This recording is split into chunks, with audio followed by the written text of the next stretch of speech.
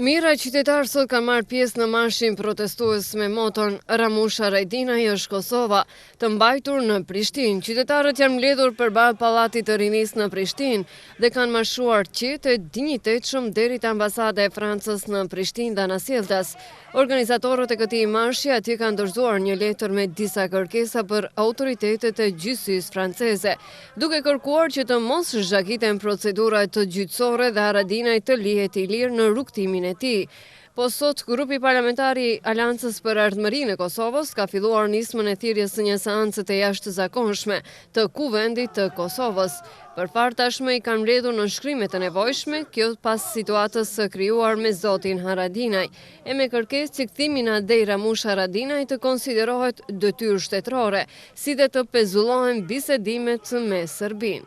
Në ndërkohë të lirohet Ramush Haradinaj, ky ishte mesazhi i protestuesve të sotëm përpara ambasadës së Francës në Shkup, me rastin e arrestimit të ish-komandantit të UÇK-s dhe ish-kryeministrit dhe liderit aktual të Aleancës për Ardhmërinë e Kosovës, Ramush Haradinaj. Edhe përkundër temperaturave mjaft të ulta, qytetarët u organizuan nëpërmjet rrjeteve sociale, me qëllimin që si shton ata t'i tregojnë se Evropës dhe botës se shqiptarët nuk kanë bërë krime dhe se Ramush Haradinaj është i pafajshëm.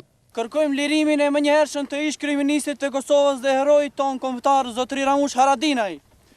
Republika e Francës është mik i popullit shqiptar dhe se e ka njohur Republikën e Kosovës si shtet i pavarur dhe sovran. Prandaj, dhe kërkojmë nga ju që të kërkoni nga qeveria e Francës që të mbeteni konsuent miqësive mes popullit shqiptar dhe Francës, mos të vini prej politikave fashiste serbe. Qeveria e Francës në vitin 1999 përkrahu bombardimin e politikës homogjeniste të Miloševićit dhe ndihmoi luftërat për liri të popullit shqiptar të udhëhequr nga zotëri Ramush Haradinaj. Ne shqiptarët u jemi mirënjohës për kontributin e popullit francez për lirinë e kombit ton në Kosovë.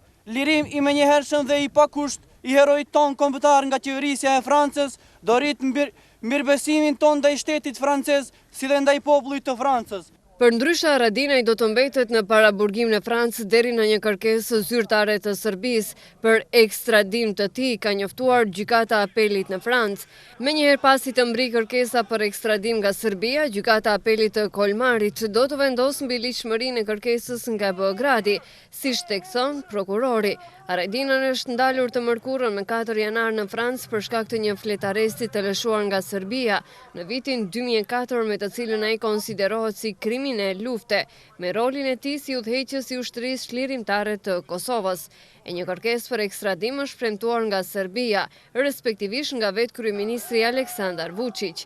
Në anën tjetër, Aleanca për Ardhmërinë e Kosovës përmes një komunikate për shtyp ka thënë se vendimi për të mbajtur Haradinaj në paraburgim në bazë të një fletaresti të Serbisë për krimet e pretenduara për të cilët ai 2 herë është shpallur i pafajshëm nga Tribunali i Hagës, flet për një vendim politike jo gjyqësor.